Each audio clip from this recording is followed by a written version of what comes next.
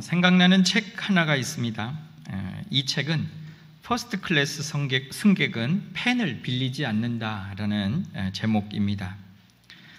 이 책은 일본의 항공사 그리고 또 외국의 항공사를 넘나들면 그런 한 스튜어디스가 1등석 그 객실을 서비스하면서 그 속에 자기가 느꼈던 것들을 그렇게 정리해 놓은 책입니다. 이 책은 일본인 미즈코 아키코라고 하는 그 여인이 지은 책인데요. 이 책이 작년에 다시 재출간되었습니다. 비행기 1등석 그러면 상당히 생소하죠. 어떻게 생겼을까 그런 생각이 들 정도입니다. 이것은 아무나 탈 수 있는 그런 자리가 아니죠. 지금 이 자리는요, 비행기 전체 좌석의 약 3%밖에 안 되는 그런 좌석이라고 합니다. 일반석이요, 34인치에 뒤로 이렇게 넘어가는 게 118도 정도까지 넘어간답니다. 근데 이 퍼스트 클래스에는 1등석이 83인치 그 크기에 180도까지 넘어가는 거예요. 그래가지고 침대처럼 그렇게 사용할 수도 있고 회전도 가능해가지고 지역의 반경이 훨씬 넓어야 되는 거죠. 문제는 운임이죠. 운임이 일반 좌석의 5배 이상 되어진다 합니다. 그래서 이제 인천에서 저 미국으로 다니는 이 비행기들의 그 1등석은 보통 1,000만 원 이상 다 넘어가는 그런 가격을 가지고 있습니다. 이제 이렇게 비싼데 타는 사람이 있는 거예요. 그럼 누가 타냐라고 하는 거죠. 최소한 이곳에 타는 사람들은 소위 성공한 사람 이렇게 불려지는 사람들, 그래서 상위 약 3%에 있는 사람들이 대부분 탄다고 합니다. 근데 이렇게 성공한 사람들의 그 관점에서 1등석에 있는 사람들을 유심히 한번 관찰을 하다가 보니까 그들에게는 몇 가지 공통점이 있더라라고 하는 거예요. 첫 번째 공통점이 이거예요. 책 제목 그대로요. 그들은 승무원이나 아닌 다른 사람들에게 펜을 빌리지 않는답니다. 그들은 이미 펜이 다 준비가 되어 있다는 거예요. 그래서 늘 메모의 습관을 갖고 있다라고 하는 거죠. 그래서 이제 어떤 생각이 나면 바로바로 메모하는 그들의 습관이 있다라고 합니다. 또 하나는 그 사람들은 신문을 가져다 달라고 요구한 적을 별로 못 봤다는 겁니다. 그들은 신문 대신에 다 자기들의 가방 안에 두꺼운 책들을 다 가지고 다닌답니다. 그래서 책을 주로 읽더라라고 하는 거죠. 또 다르게 이제 이들의 특징은요, 말이 대단히 정중하고 또 대화에 기술이 있는 사람들이다라고 하는 거예요. 그래서 이제 승무원들한테도 그들이 굉장히 예의 중에 그렇게 말을 하더라는 겁니다. 그래서 바쁜 중에 미안하지만 이런 말들을 앞에다가 이렇게 넣어서 그렇게 정중하게 무엇 좀 해주실 수 있나요? 이렇게 부탁을 하고, 또 그들 사이에서도 이야기하는 걸 들어보면 막 이렇게 함부로 또 뭐 돗대기 시장처럼 그렇게 말하지 않고 그들은 조용한 가운데에서 또 상대방의 얘기를 맞장구 쳐줘가며 그렇게 되었군요. 그리고 그러면 어떻게 하면 좋을까요? 이렇게 대화를 쭉 이어나갈 수 있는 대화의 기술을 가진 사람들이더라라고 하는 거죠. 또 다르게 이제 이 사람들의 특징은요, 자세가 다르답니다. 그래서 그들이 자세가 바르고 시선의 각도가 높고 당당해 보이는, 또 행동하는 것도 뭔가 좀 그 모습 가운데서 위엄이 드러나는 그런 모습을 가지고 있대요. 마지막으로 이 퍼스트 클래스에 타는 사람들의 특징은요, 자기들끼리, 그러니까 그 안에 있는 사람들끼리 인사도, 모르는 사람이라도 인사도 하고, 그리고 또 그 관계를 맺으려고, 그래서 좋은 관계를 유지하려고 애쓰는 모습을 보게 된답니다. 왜냐하면 그 사람들이 인맥이 중요성을 알잖아요. 그렇기 때문에 옆에 있는 사람들을 존중도 하고, 그리고 또 그들과 사귀고 싶어하는 그들의 모습이 있다는 거죠. 뭐 이런 얘기를 듣다가 우린 또 다른 생각도 납니다.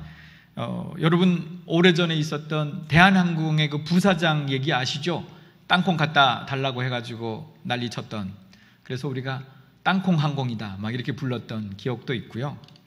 또 어느 한 상무가 라면 끓여달라고 그렇게 요구했던, 그래서 라면 상무 이야기도 기억이 납니다. 그러나 이제 대부분의 사람들이 그렇더라라고 하는 거죠.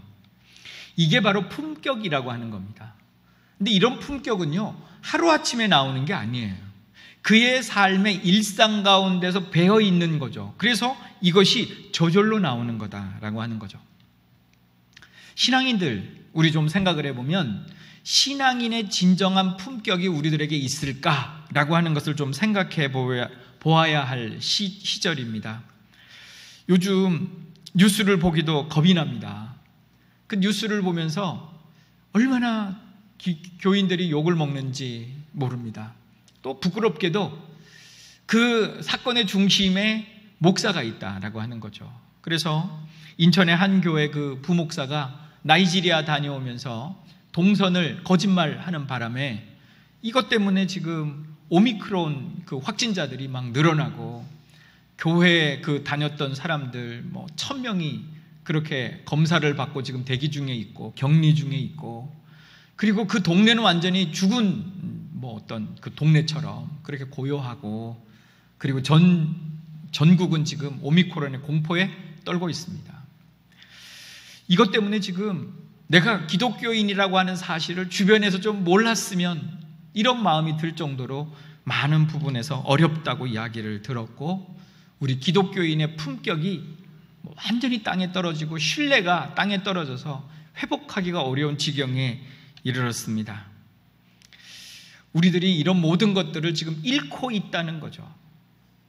그 비행기의 퍼스트 클래스에 타는 사람들보다 우리들의 모습이 훨씬 더 부끄럽게 보이는 모습이라는 겁니다. 이럴 때 우리 기독교인들이 우리가 할 수 있는 일이 뭘까요? 우리 크리스찬들이 할 수 있는 일, 그 일은 다른 게 아니라 이런 기도입니다. 하나님, 우리를 긍휼히 여겨주시옵소서라고 하는 간절한 기도이죠. 예수 기도라고 하는 그 전통적 기도가 있습니다. 그 기도예요. 우리 민만식 목사님, 우리 교회도 다녀가셨는데 그분이 기도문을 적으셨더라고요. 제가 좀 소개를 해드리려고 합니다. 큐리에 엘레이손, 이게 바로 예수 기도의 첫 문장입니다. 주님, 우리를 불쌍히 여겨 주옵소서라고 하는 말이죠. 이게 라틴어인데요. 온 세상이 고통으로 가득하기만 합니다. 곳곳마다 폭력과 살인이 난무하고 갖은 억압과 착취가 넘쳐나기만 합니다. 숱한 전염병이 쉴 새 없이 우리 삶을 파괴하고 병들게 하니 안타깝기만 합니다. 여호와 샬롬을 이 땅 위에 구하오니 하늘의 평화를 이 땅 위에 부어 주옵소서. 세상의 권력과 욕망의 눈먼 자들을 경책하사 그로 바르게 깨닫게 하옵소서. 온 땅에 전쟁의 소문이 돌고 돌아서 두렵게 하지만 전쟁은 하나님께 있음을 잊지 않게 하시고 주의 살아계심을 굳게 신뢰하는 주의 백성 되게 하옵소서. 다시 오실 주님을 바라보는 이때에 성탄을 누리며 확신에 거하게 하옵소서. 살아가는 이유로 피할 수 없는 고통 중에 있는 이웃들에게 평화를 주옵소서. 하늘의 평화를 주옵소서. 안식을 주옵소서. 크리스테 엘레이손, 그리스도시여 우리를 불쌍히 여겨 주시옵소서. 이 기도가 꼭 우리 이 시대에 우리들에게 필요한 기도가 아닌가 공감이 되어지는 기도입니다. 오늘 저희가 말씀을 읽었는데 예수님이 가르쳐 주신 8복 중에 5번째 복에 관한 말씀입니다. 긍휼히 여기는 자는 긍휼히 여김을 받을 것이다 라고 하는 복이죠. 이 말씀의 의미가 무엇인지를 좀 깨닫고 우리도 오늘 이 복을 누리는 귀한 은혜가 있기를 주의 이름으로 간절히 축복합니다. 헬라 사람들에게는요, 그들이 생각 가운데 사람이 갖추어야 할 3요소가 있다 이렇게 생각을 했습니다. 하나는 로고스예요. 이성이라고 하는 겁니다. 우리의 생각이죠. 로고스가 있어야 된다. 또 하나는 파토스가 있어야 된다. 이건 감성을 이야기합니다. 우리의 감성. 그리고 또 다른 하나는 에토스가 있어야 된다라고 하는 거예요. 그게 윤리를 이야기합니다. 그래서 로고스, 파토스, 에토스가 있는 인간, 그 인간이 제대로 된 사람이다라고 하는 거죠. 근데 이 파토스, 감성 부분에서 거의 동의어처럼 쓰여지고 있는 단어 하나가 있는데 엘레오스라는 단어입니다. 이 단어가 바로 긍휼이라고 하는 단어입니다. 그리고 또 오늘의 본문 가운데서 이 긍휼의 단어는요, 현재 분사로 쓰여지고 있습니다. 그래서 이것이 한번 그냥 딱 하고 마는 게 아니라 계속 반복적으로 우리들에게 다가와야 할 반복의 의미를 가지고 있다라고 하는 거죠. 이 긍휼이라고 하는 이 엘레오스라고 하는 단어를 영어로요 옮긴 게 뭐냐면 understand라고 하는 단어입니다. understand가 뭘까요? 내가 지금 있는 것보다 더 낮은 위치에서 바라보는 거죠. 이해하다라는 의미를 가지고 있는 단어예요. 그러니까 이 단어가 하나님의 말씀 가운데 적용되어지면 가장 잘 적용되어지는 구절이 이 구절입니다. 빌립보서 2장 6절에서 8절인데요. 그는 근본 하나님의 본체시나 하나님과 동등됨을 취할 것으로 여기지 아니하시고 오히려 자기를 비어 종의 형체를 가지사 사람들과 같이 되셨고 사람의 모양으로 나타나사 자기를 낮추시고 죽기까지 복종하셨으니 곧 십자가의 죽으심이라. 이 말씀이에요. 이게 진정으로 하나님이 긍휼하심을 보여주는, 그래서 긍휼의 가장 대표적인 모습을 보여주는 구절이다라고 하는 거죠. 예수 그리스도가 이 땅에 오신 성탄절을 우리가 기다리고 있는데 그 성탄절의 가장 큰 기원은 어디서부터 출발하냐면 하나님의 긍휼하심입니다. 우리가 죄로 말미암아 죽을 수밖에 없는 우리들을 하나님이 긍휼히 여기신 거예요. 그래서 그분이 결정하신 것이 뭐냐면 예수 그리스도, 자기의 독생자인 예수 그리스도를 이 땅 가운데 인간의 모습으로 보내셔서 우리를 구원하시는 겁니다. 근데 그 구원의 길이 쉽지 않습니다. 그 구원의 길이 십자가에 못 박아 죽임은, 그로 통하여서 인간의 구원됨을 나타내는 가장 최고 수준의 긍휼의 모습을 보여주고 계신 것이죠. 그래서 이 긍휼이라고 하는 단어가 단순히 어느 폭이 좁은 단어가 아니라 대단히 넓은 단어, 그리고 포괄적인 의미를 가지고 있다는 거예요. 긍휼의 첫 시작은 불쌍히 여기는 마음입니다. 마음으로 출발하는 거예요. 근데 이 마음에서 끝나지 아니하고 그 긍휼의 마음을 가지고 상대방의 어깨를 토닥여주고 손잡아 일으켜주고, 그리고 거기에서 끝나는 것이 아니라 그들의 필요까지 채워주는 것이 긍휼이다라고 하는 것을 오늘 본문에서 말씀하고 있는 거죠. 그러니까 이 긍휼이라고 하는 것이 쉽지만은 않다. 그래서 우리의 힘으로는 사실 내가 긍휼히 여깁니다, 그렇게 말을 하지만 이것은 우리들 삶 가운데 실제적으로 실천되어지고 그 다음에 또 행동으로 옮겨지기는 너무나 어려운 단어이기도 하다는 거예요. 그러니까 우리의 힘으로 할 수 없다는 거죠. 우리의 힘으로 할 수 없다는 것은 하나님의 능력 가운데에서 할 수 있다는 이야기고, 하나님의 능력을 힘입은 우리 그리스도인들은 긍휼의 삶을 살아야 한다라는 말씀이기도 합니다. 예수 믿는 사람들, 우리들이 말이죠, 진정으로 긍휼의 삶을 살아가고 있느냐라고 물어보는 단어이기도 합니다. 어느 한 간증의, 그 성도의 간증을 한번 소개해 드릴게요. 처음에 이렇게 시작해요. 난 6명의 자녀가 있는 가정에서 자랐고 아버지는 절대로 우리에게 사랑을 보여주시지 않았습니다. 아버지는 분노의 사람이었습니다. 그분은 우리를 학대했고 특히 어머니를 학대했습니다. 어머니는 자주 모욕을 당하고 매를 맞았습니다. 어떤 날은 아버지가 여동생을 죽이려고 했던 날도 있었습니다. 동생은 맨발을 한 채 거리로 내쫓겼습니다. 이렇게 시작되어지는 거예요. 내용을 좀 살펴보면 그 여인은 그렇게 불우한 가정 가운데서 자라면서 나중에 이제 성인이 되고 크니까 집에서 독립할 수 있었대요. 너무너무 좋았답니다. 야, 이제 그 가정에서 내가 떠났구나 라고 하는 거예요. 그런데 그녀의 마음 가운데 어릴 때부터 자라고 있던 이 분노의 마음들이 너무나 큰 거예요. 그래서 사회를 전부 다 부정적으로 보기 시작하는 거예요. 그리고 하나님을 조물주죠. 신이죠.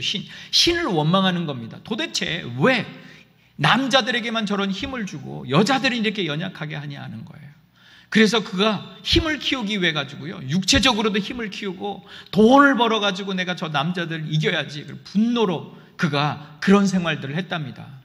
그런데 그렇게 생활하면 할수록 그의 마음에 공허함이 들고, 그리고 무기력감이 들고, 그래서 그는 나중에 가서 우울증이 찾아왔고 온 마음 가운데 자살하고 싶은 마음만 있었다는 겁니다. 근데 어머니 때문에 못 죽겠더래요. 어머니가 자기를 그렇게 고생하며 키웠는데 생각하니까 죽을 수가 없었어요. 어느 날이 이제 사회 가운데서 자기랑 비슷한 그런 처지에 있던 한 여성을 만납니다. 얘기를 쭉 들어보니까 자기하고 똑같은 삶을 산 거예요. 아이고, 그렇게 살았구나 그랬는데, 그랑 교제해 보니까 그에게는 뭔가 다른 게 있더라는 거죠. 자기랑 다른. 야, 어떻게 저 여인은 저렇게 살 수 있을까? 생각할 수 있을까? 대단히 궁금했다는 거예요. 어느 날 그 여인이 자기에게 이야기를 했답니다. 자기가 교회를 다니는 사람이라고, 교회 한번 같이 가보지 않겠냐고.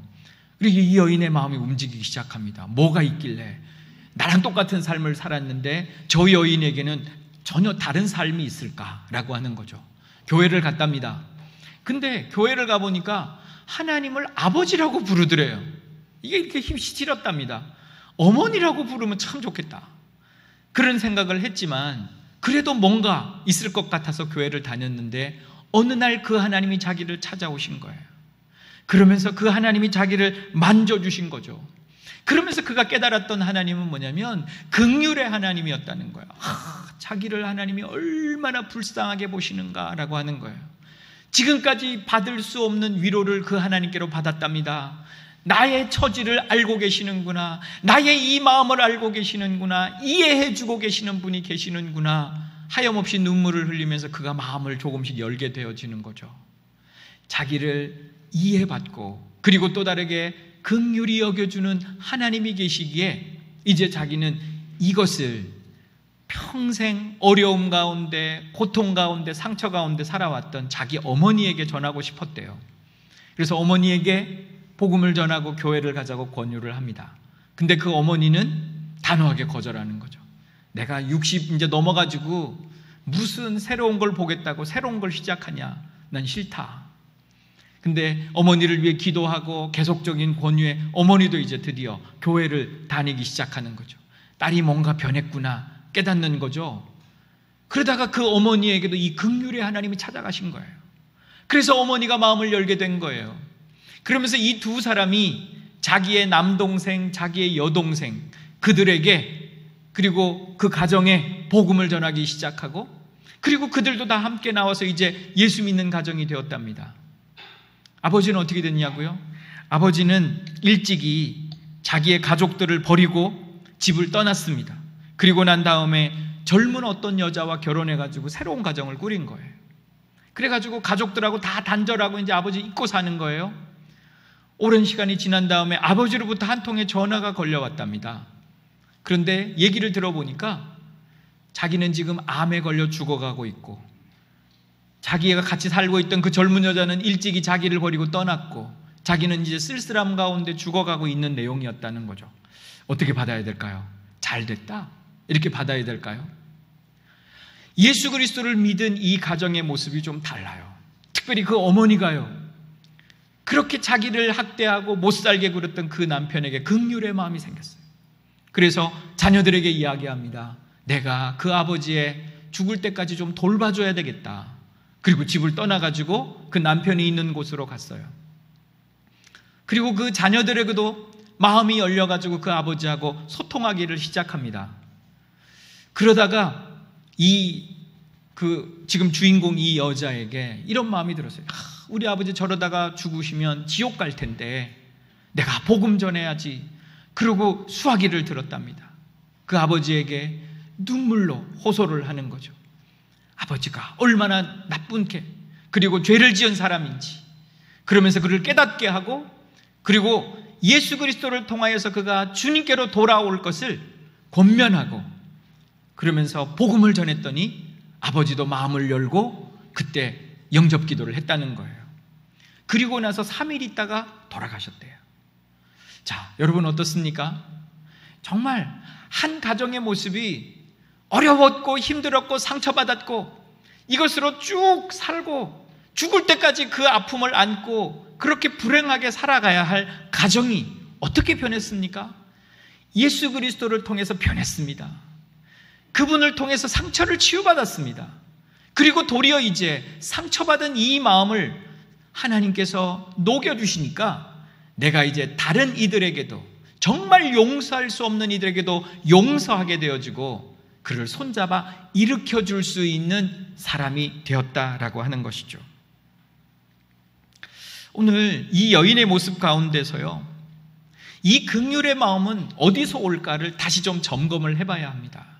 내가 지금 이 긍휼의 마음이 우리들에게 부족하다면 내가 지금 근본적으로 무엇이 잘못되었는가 하는 것을 생각해 보아야 된다는 거죠. 시편 86편 15절에 그러나 주여 주는 긍휼히 여기시며 은혜를 베푸시며 노하기를 더디하시며 인자와 진실이 풍성하신 하나님이시오니, 하나님 앞에 도저히 나아갈 수 없는 죄인의 모습을 가지고도 하나님의 그 긍휼하심을 기대어서 기도하고 있는 시인의 기도가 있습니다. 하나님은 긍휼의 하나님이십니다. 우리는 하나님으로부터 긍휼을 받을 만한 자격이 없지만 예수 그리스도를 통한 하나님의 놀라운 사랑이 우리들에게 왔고 하나님께서 우리들에게 그 인자와 긍휼을 베푸셨습니다. 할렐루야. 오늘 우리들이 이것이 충만해져야 합니다. 하나님께서 우리를 얼마나 사랑하셨는지, 우리가 하나님의 그 긍휼하심을 입을 자격이 없는 사람인 것을 고백해야 되는 시간들인 것이죠. 하나님의 말씀 가운데에서 이런 말씀이 있어요. 우리가 진멸되지 아니함이니이다. 그렇게 고백을 하고 나서 여호와의 인자와 긍휼이 무궁하심으로 그렇게 말합니다. 오늘 우리들에게 있어서 이 예레미야 애가 3장에 있는 말씀은 우리가 진멸되지 않는 단 하나의 이유가 다른 게 아니라 하나님의 긍휼하심이라는 거예요. 그것 때문에 지금 오늘 우리 자리가 있다는 거예요. 여러분 동의하십니까? 오늘 하나님, 제가 이 자리에 있는 것은 오직 하나님의 긍휼하심 때문입니다 라고 고백할 때에 우리들에게도 비로소 긍휼의 마음이 생길다라고 하는 거죠. 로마서 8장 32절, 자기 아들을 아끼지 아니하시고 내어주시니까 그랬어요. 그분은 아끼지 아니하십니다. 긍휼의 마음이 있으니까 모든 걸 다 내어놓으셨습니다. 그러면서 디도서 3장에 가보면 중생의 씻음과 성령의 새롭게 하심으로 하셨으니 그랬어요. 하나님이 긍휼하심으로 우리에게 찾아오셔서 중생을 주셨을 뿐만 아니라 성령으로 우리를 새롭게 하셨다는 겁니다. 이 은혜가 있기를 주의 이름으로 축복합니다. 성령의 충만해짐으로, 이 성령의 은혜를 통해서 우리에게 긍휼로 충만해지는 우리가 되어져야 된다는 거죠. 이렇게 되어지지 못하면 우리는 절대로 긍휼의 삶을 살 수가 없습니다. 사도행전 2장 43절, 우리가 잘 알고 있는 성경 말씀에 가보면요, 사람마다 두려워하는데 사도들로 말미암아 기사와 표적이 많이 나타나니 그랬어요. 여기서 사람마다 두려워한다라고 하는 말씀이, 이게 그들에 모여있던 거기에 모여있던 사람들, 그리스도인들이 무서워했다는 얘기가 아니에요. 그들을 바라보는 사람들이 무서워했다는 얘기죠. 그러니까 무서워했다는 얘기는 어떤 겁에 질려서 무서워하는 게 아니라, 저 사람들 뭐야? 그리고 아주 기이하게 그들을 쳐다보았다는 거예요. 그러면 그들이 왜 그렇게, 그 당시에 초대교회의 성도들이 왜 주변에 있는 사람들에게 그런 모습으로 비춰졌을까요? 그들은 다른 사람들이었다는 거죠. 그 시대를 살고 있던 사람들과 다른 사람들이었다. 이것을 표현하고 있는 구절이 이 구절이에요. 사도들로 말미암아 기사와 표적이 나타나니 믿는 사람들이 다 함께 있어 모든 물건을 서로 통용하고 또 재산과 소유를 팔아 각 사람의 필요를 따라 나눠주며 날마다 마음을 같이하여 성전에 모이기를 힘쓰고 집에서 떡을 떼며 기쁨과 순전한 마음으로 음식을 먹고 하나님을 찬미하며 또 온 백성에게 칭송을 받으니 그랬어요.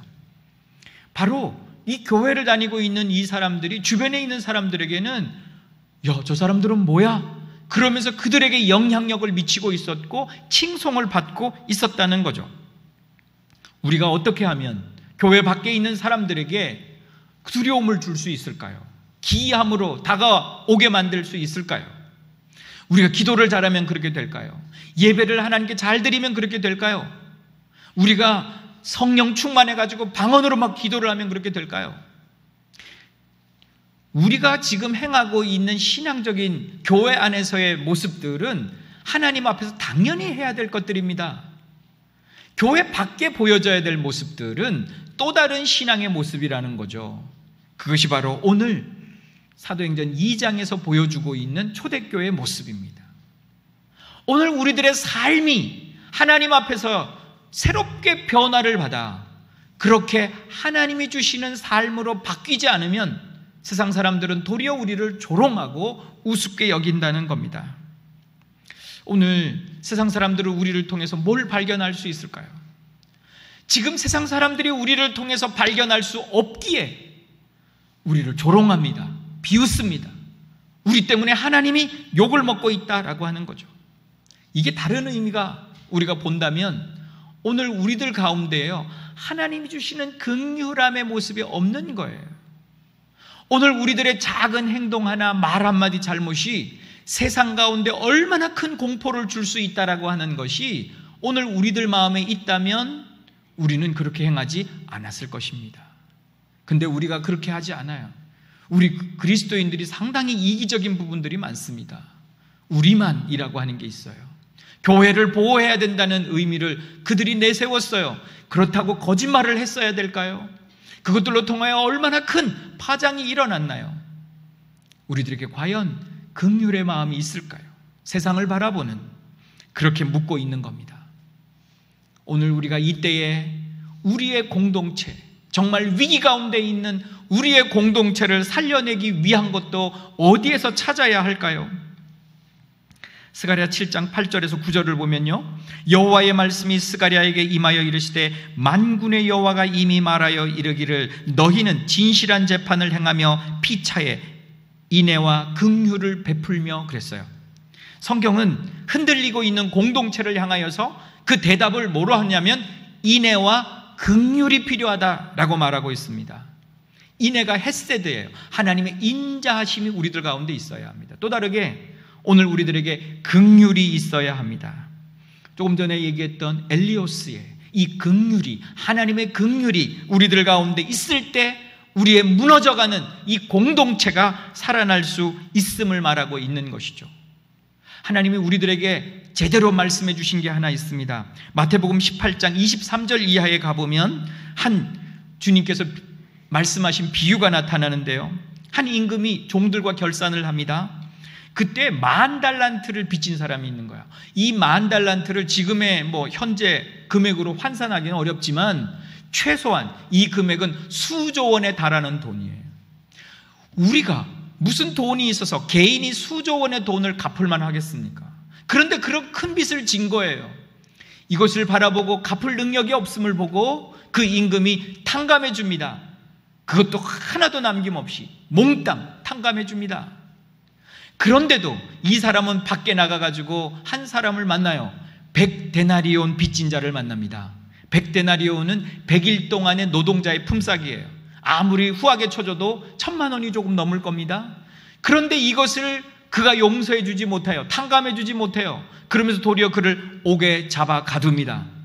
오늘 이것에 대해서 그 임금이 어떻게 하겠느냐? 그를 다시 불러가지고 그를 갚을 때까지 옥에 넣지 않겠느냐라고 말씀하고 있습니다. 우리에게 긍휼이 없음을 나타내주고 있는 거죠. 그래서 마태복음 18장 33절에 임금은 이렇게 말합니다. 내가 너를 불쌍히 여김과 같이 너도 내 동료를 불쌍히 여김이 마땅하지 아니하냐. 우리 그리스도인들에게 긍휼의 마음이 넘쳐나야 할 것에 대한 말씀을 하고 계시는 것이죠. 지난주에 기도원을 다녀왔습니다. 기도원에 가서 기도를 하려고 보니까 기도가 안 됩니다. 하나님, 이 시기에 도대체 뭘 해야 될까요? 앞이 막막합니다. 그래서 그냥 가만히 있었어요. 그 다음에 가서 기도를 하는데 하나님이 그런 마음을 주세요. 우리 성도들을 하나님께서 이렇게 느끼게 해주셨습니다. 우리 성도들을 하나님이 얼마나 사랑하시는가라고 하는 그 마음을 느끼게 해주셨어요. 그러다 가만히 생각을 해보면서 제가 평소에도 느꼈지만 그 마음이 막 이렇게 막 밀려오는 거예요. 우리 성도님들이 얼마나 힘들까요? 각자의 똑같이 다 코로나를 겪으면서 얼마나 힘들까요? 그런데 그들은 시간에 하나님 앞에 나와 예배하기를 애쓰고, 그리고 난 다음에 자기들의 모든 문제들도 있을 텐데 교회에서 2가지, 3가지의 역할들도 감당해가면서, 그러면서 내가 상대방에게 내 인상 쓰면 다른 사람 힘들어하지 않을까 싶어서 그들에게 웃으면서 그들의 손 잡아주고, 그러면서 각자의 기도의 제목들도 많을 텐데 중보의 기도를 해주면서 하나님 저들을 도우십시오, 아버지 기도하는 그 모습들을 깨닫게 해주신 거예요. 그러면서 하나님이 우리 성도들을 얼마나 기뻐하시는가 그 마음들을 막 부어주시는 거예요. 그러면서 저에게 이런 기도가 막 터져 나왔어요. 그때 하나님 그럼에도 불구하고 우리 성도들을 봐주십시오. 저들이 힘이 없습니다. 어렵습니다. 힘이 듭니다. 하나님 저들이 힘이 듭니다. 그러면서도 저거 하고 있는 겁니다. 버티고 있는 겁니다. 그러면서 기도가 나왔어요. 우리 성도들을 위해서 기도를 하니까 그날 밤에 기도가 참 하나님 앞에 올려지는 것 느낌이 있었어요. 저도 이렇게 바라보면 우리 성도님들이 참 대단하다 생각이 듭니다. 묵묵하게 자기의 위치에서 이렇게 하나님 섬기고 살아가기 쉽지 않지 않습니까? 그런데 그 자리를 지키고 계시는 분들이 계시는 거죠. 그렇게 하나님 사랑하고 교회 사랑하는 분이 계시는 거죠. 다 긍휼의 마음 때문이라고 생각합니다.